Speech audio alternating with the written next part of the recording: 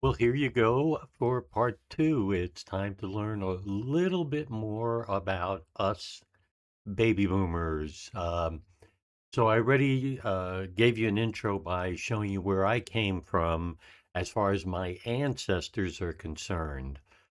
So now you know that I am Italian, I am Irish, I am German. So kind of a melting pot, a European melting pot, but a melting pot. So uh, right around my birth, the United States had 151 million people. So that was a pretty good size. But here we are 70 years later in 2020, there's 331 people, more than 100% increase in population in just 70 years. That's absolutely amazing when you think about it. By the way, the president in 1950 was Harry S. Truman, and the president in 2020 was Joe Biden. I'm going to go into a little bit of demographics for you because the United States really has changed. It's still a melting pot, but it's made up of a little bit different demographics than it was in 1950, as you're about to see. So I told you the population was 151 million. The median age was 30 years old, so it was a pretty young country. Almost 90% white, 10% black, less than 1%, obviously, mathematically, in other races. The foreign born population in the United States in 1950 was 11 million people. So that's not a giant number. I'm sure if you went back into the 1920s or the late 1800s, that number would have been dramatically different. But this is what it was when you go back to 1950. Now, I should have put them side by side, but I think this is more meaningful to just show you the transition to today.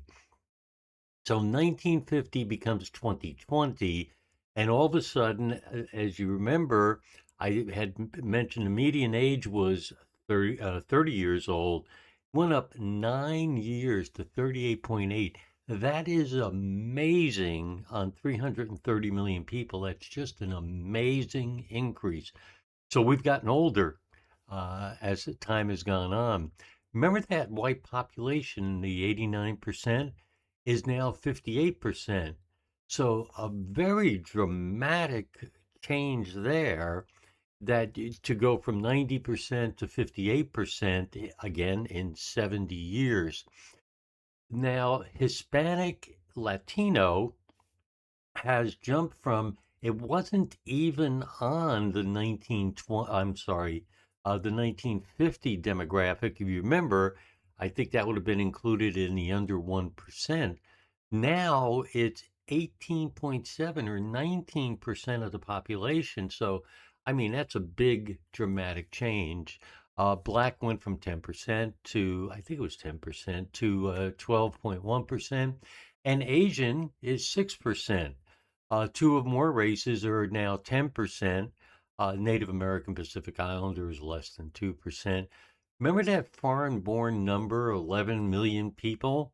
Well, the foreign born number went up 400% from 11 million to 44 million, 45 million actually, in 2020. Just an amazing change in demographics and population numbers in 70 years. Seems like a lot of people want to come here. So I list a few things here as we're going to get into the 1950s and we'll talk a little bit more about me. Personally, me and my family growing up, myself and what my family was doing, et cetera, et cetera. So the Cold War is here now as we enter the 1950s, and nuclear weapons are a reality.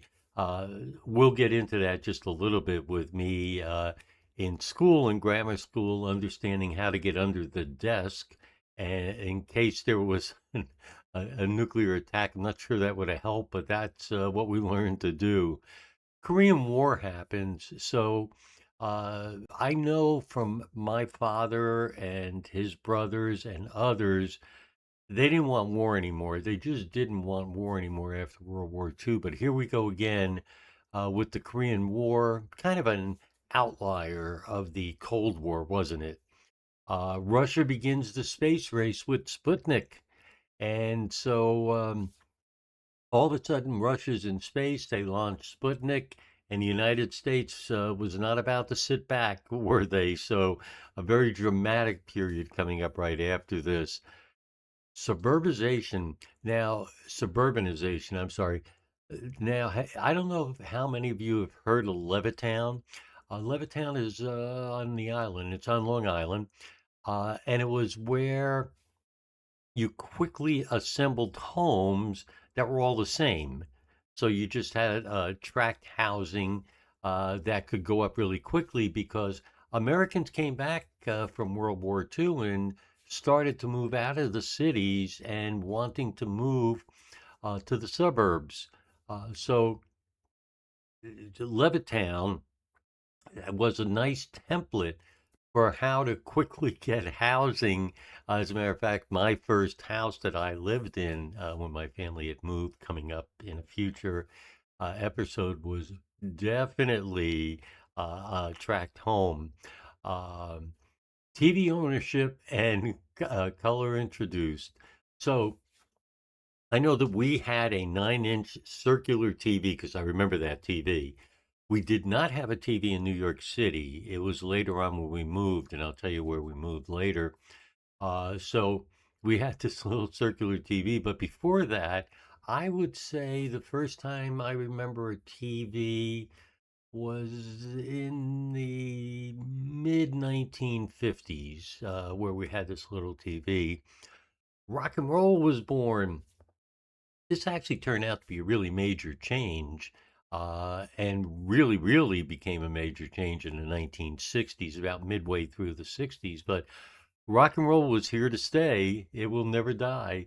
That was the lyrics to a song. So rock and roll came. The United States was automobiles and rock and roll and leather jackets and all that neat stuff had come. The baby boom explodes, and as you saw with the population, it's just going to grow. Civil rights movement began. There was a whole bunch of things that happened in the 50s, and we'll talk about that because that's an important part of the change in the United States over the last 70 years. And I put at the very end, the transistor was created. So, any of you that were like me and had to go to store to buy a tube to replace on your TV when the tube burned out, or if your radios were this big because they didn't have transistors that made them that big. This is a big, big deal also. Transistors created, and we will see much, much more of that. What I want to show you here is I have three circles there, and I'll spend just a little bit more time. My Irish and German family came over in the mid 1800s. So there was no Ellis Island, there was no Castle Garden. So down here in the lower left, we have the Statue of Liberty and Ellis Island. They didn't exist then. So, as best I can determine, my relatives, my ancestors came in here in the lower east side of Manhattan, most likely. And I know that both the Irish and German part of my family came in and settled around here. You have to go back and look at stories of things like the Five Points area, stuff like that. So early on, my family was way down here, a little bit more up here. I did find records where they were up in this area here. Um, one of my ancestors from Ireland, he was a stone cutter, so he had a bit of a trade. So he and family moved over here to the lower west side, and they were in a tenement, so it wasn't a great move up. But what's interesting is as you watch immigrants, especially in that time, moving uptown was a really, really big deal. And so they did start doing that. The German side of my family, I found, did continue to move up kind of this way. And then they moved, um, they were more well to do. They moved over uptown a bit and settled over in the west side here. I know there's a lot of dots. Um, so they settled there in the west side. My Irish relatives moved up here and they settled over here. In perspective, this is the Lincoln Tunnel in this area. Empire State Building, very, very close to the circle I just put in. Times Square, etc., is all up here. So the upper two dots were Hell's Kitchen. And you could go read on why it was called Hell's Kitchen. Um, and so here are my Irish German family. The Germans eventually moving that way, and so my great grandma, my great grandfather um, met over here, and actually this building still stands where they were in. So there's the Irish German family to New York. The Italian movement is a little bit different. So here is Ellis Island on the bottom left here and the Statue of Liberty. So they saw the Statue of Liberty, they got into Ellis Island. And so it was a little bit different. They came from Ellis Island and they did settle in the Lower East Side. Very, very short period of time. And I'll tell you why in a moment. So they were over here. And then Little Italy is up in this area here. Um, very, very short period of time there also. Now, like most immigrants, um, what happened was my grandpa came over first. He got a job, he made some money, he sent money back, and grandma and my Aunt Mary, my godmother, came over. Aunt Mary was only 9 months old when they came over about 6 months after he did. So they were here, but a short period of time, and they're going to end up here on the upper left. So they made a fairly quick move up here. And the reason is Grandpop was able to get a job with the New York Central Railroad. He was the guy that held the lantern to allow the trains to move to different tracks. I'm sorry, to move where the tracks were switching. So he worked, as best I know, and I think I'm correct on this, he worked down by 11th Avenue and 37th Street. There's a little bit of a bridge there, and underneath it is where the trains come into Penn Station. He worked down there, and Grandpop worked down there for almost 40 years, uh, doing his job that he went to work every single day and did.